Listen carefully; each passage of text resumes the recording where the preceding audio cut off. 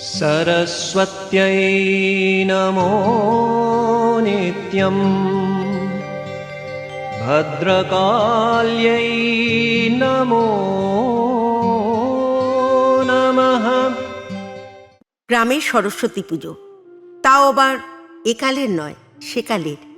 তখনকার দিনে প্রতিমার সামনে ও আশেপাশে এত মণ্ডপসজ্জা বা আলোক সম্পাতের কাজ ছিল না, সাদাসিধে পুজো। তবুও সে পুজোর মধ্যে কত আনন্দ ছিল।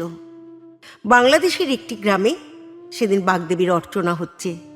গ্রামের ছোট বড় ছেলেমেয়েরা যে যেমন পেরেছে নতুন জামা কাপড় পরে পুজো মণ্ডপে এসেছে বাগদেবীর শ্রীচরণে পুষ্পাঞ্জলি অর্পণ করতে।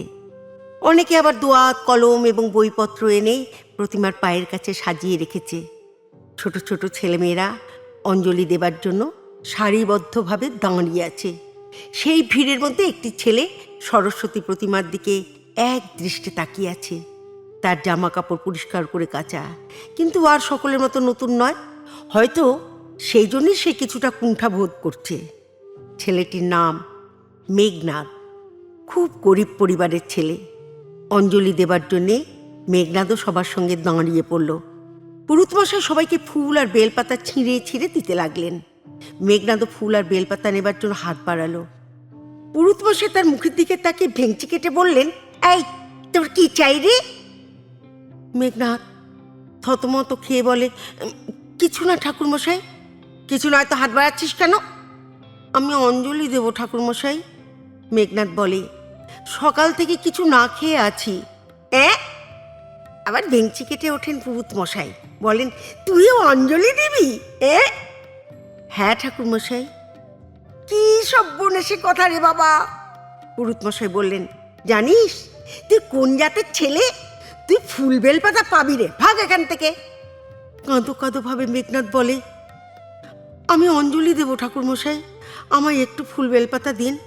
আমি সকাল থেকে জলও খাইনি। আহা, মরে যাই আর কি। দাঁত মুখ খিঁচিয়ে পুরুতমশাই বললেন, কে দিব্যি দিয়েছে না খেতে? যাও না, বাড়িতে গিয়ে এক থালা পান্তা ভাত নিয়ে বসো, যাও, অঞ্জলি দেবে, ভাগ বলছি। অন্য সব ছেলেমেয়েরা খিলখিল করে হেসে উঠল। অপমানে আর অভিমানে মেঘনাদ মাথা নিচু করে কিছুক্ষণ দাঁড়িয়ে রইল। তারপর এক পা দুপা করে পূজা মণ্ডপ থেকে সে বেরিয়ে এলো। वेद वेदांग वेदांत विद्यास्थानेभ्य एव च मेधे सरस्वती वरे भूतिवा भ्रवितामसि नियते त्वं प्रसीदेशे नारायणि नमोस्तुते। জাতপাতের দ্বন্দ্ব তার ছোট মনে বড় আঘাত দিল আজ। ওদের বাড়ির দেওয়ালে একটা সরস্বতীর ছবি টাঙানো ছিল। মেঘনাদ বাড়ি ফিরে এসে সেই ছবিটার সামনে এসে দাঁড়ালো। চোখ দুটো তার জলে ভরে এসেছে। হাত জোর করে সে সরস্বতীর ছবিটার দিকে তাকিয়ে এক মনে বলতে লাগলো, মা, মা সরস্বতী, আর কোনো দিনও তোমাকে অঞ্জলি দেব না মা। আজ থেকে পড়াশুনোর মধ্যে দিয়েই তোমাকে অঞ্জলি দেব। হঠাৎ মেঘনাদের মা এসে ঘরে ঢুকলেন। ছেলে দুহাত জোর করে সরস্বতীর ছবিটার সামনে দাঁড়িয়ে আছে দেখে মা বললেন, কি হয়েছে রে তোর? কিছু হয়নি মা। কিছু হয়নি তো এমন করে দাঁড়িয়ে আছিস কেন? মেঘনাদ কোনো উত্তর দেয় না। তার দু চোখ বেয়ে তখন জলের ধারা নেমেছে।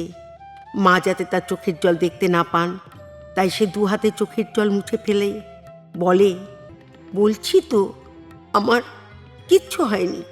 এবারে মা জিজ্ঞাসা করলেন, এতক্ষণ তুই কোথায় ছিলি রে? পুজো মণ্ডপে। অঞ্জলি দিয়েছিস? না মা। কেন রে? অঞ্জলি দিবি বলে সকাল থেকে কিছু খেলি নে, তবে বড্ড খিদে পেয়েছে মা, এখন আমায় কিছু খেতে দাও। খিদে পেয়েছে, খাবি? মা মাথায় হাত বুলিয়ে দিতে দিতে বললেন। কিন্তু অঞ্জলি দিবি নে? না মা, আমি আর অঞ্জলি দেব না, কোনো দিনও না। কেন রে, অঞ্জলি দিবি না কেন? কি হয়েছে আমায় বল। তোমায় তোমায় পরে সব বলবো মা। আমার বড্ড খিদে পেয়েছে, আগে কিছু খেতে দাও। সত্যি মেঘনাদার কোনোদিনই অঞ্জলি দেয়নি।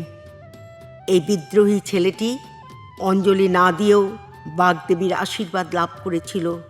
তার আবিষ্কৃত বৈজ্ঞানিক তত্ত্বাদি বিশ্বের ইতিহাসে তাকে অমর করে রেখেছে।